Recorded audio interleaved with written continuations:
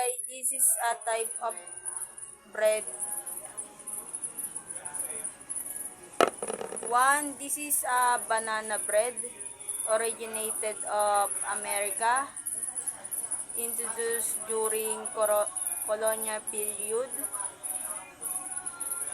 Kaya nagsimula ito sa United States of America noong colonial period pa. Kaya gusto din, kaya gusto din ng maraming tao.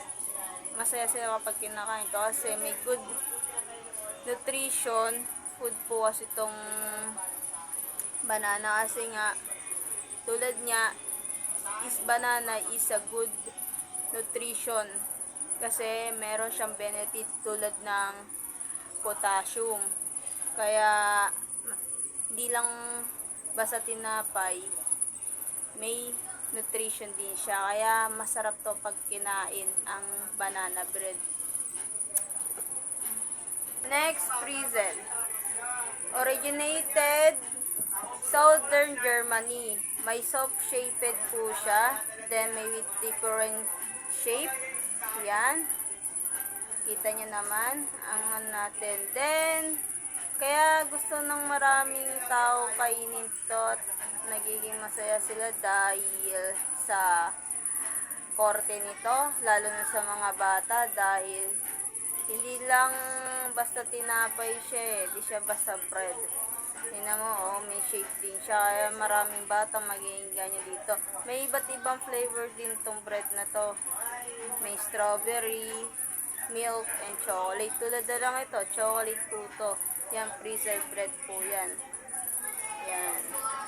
Karamihan, pwede ito mabili sa grocery or sari-sari store. Kahit sa bahay nyo lang. Next is pita bread. Pita bread is originated at Middle East. The pita originate with the communities local. Ang pita bread po kasi kaya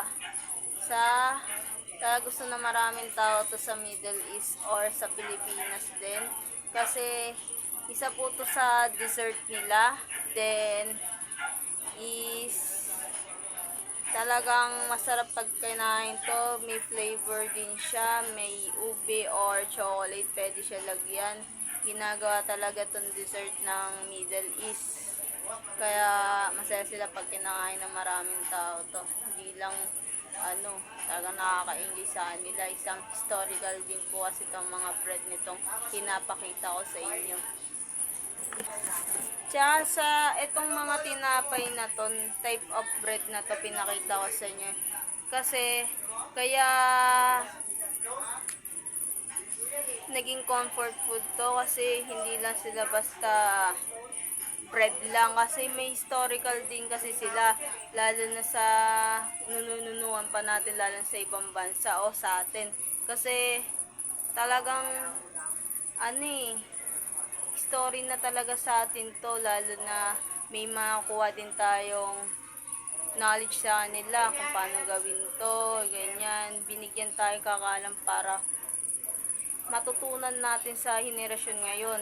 Kasi may mga nutrition din sa atin kasi to, tsaka nakakasaya din kasi kapag binabalikan mo yung mga sinauna is matutuwa kasi ganito pala ginawa sa Kaya napaka-pinis ng mga tao pag kinakain to. Hindi na sila nabubusog, kundi nabubusog din yung utak tsaka puso.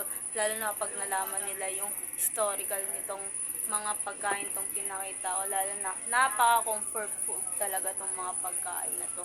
Kaya kayo guys, kapag napanood nyo to, talagang sana mabusog din utak nyo, tsaka tiyan nyo, tsaka puso nyo. Yun lang. Thank you, ma'am.